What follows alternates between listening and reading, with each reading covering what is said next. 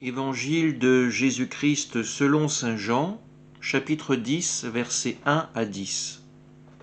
En ce temps-là, Jésus déclara : Amen, Amen, je vous le dis, celui qui entre dans l'enclos des brebis sans passer par la porte, mais qui escalade par un autre endroit, celui-là est un voleur et un bandit.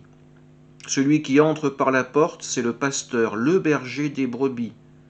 Le portier lui ouvre, et les brebis écoutent sa voix. Ces brebis à lui, il les appelle chacune par son nom, et il les fait sortir. Quand il a poussé dehors toutes les siennes, il marche à leur tête, et les brebis le suivent, car elles connaissent sa voix.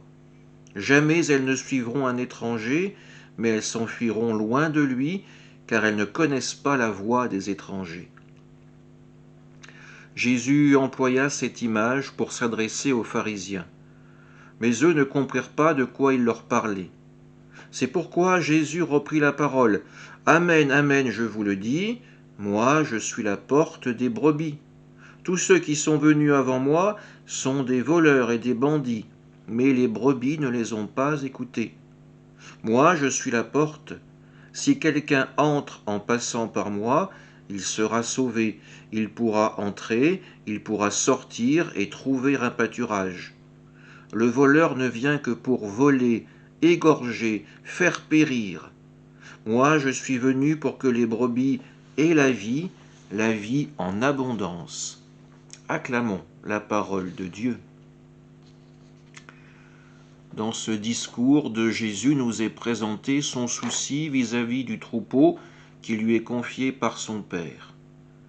La première chose que va nous décrire Jésus, c'est l'approche même du troupeau. Celui qui se présente comme le pasteur, va-t-il entrer par la porte de manière légitime, ou va-t-il passer par une entrée dérobée, comme un voleur, comme un imposteur ? De là, Jésus nous explique un second point, à savoir la réaction du troupeau.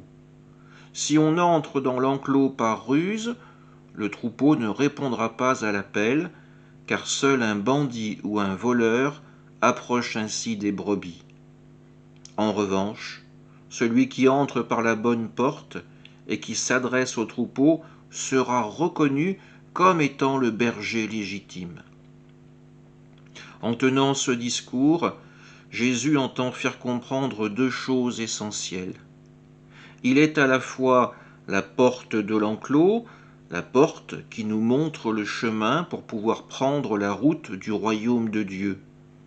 Jésus est aussi le berger, celui envoyé par Dieu pour conduire et protéger son troupeau, celui qui lui permettra ainsi d'obtenir la vie en abondance sera celui qui se laissera guider par le Christ. Oui, Jésus est bien ce berger qui s'offrira en sacrifice pour préserver le troupeau que lui a confié son Père. Jésus nous invite donc à être prudents quand nous entendons des personnes qui se déclarent parler directement au nom de Dieu, d'en être les représentants. Méfions-nous des mercenaires, des voleurs et des brigands qui s'annoncent eux-mêmes en recherchant leur propre gloire et qui n'hésiteront pas pour cela à sacrifier le troupeau entier.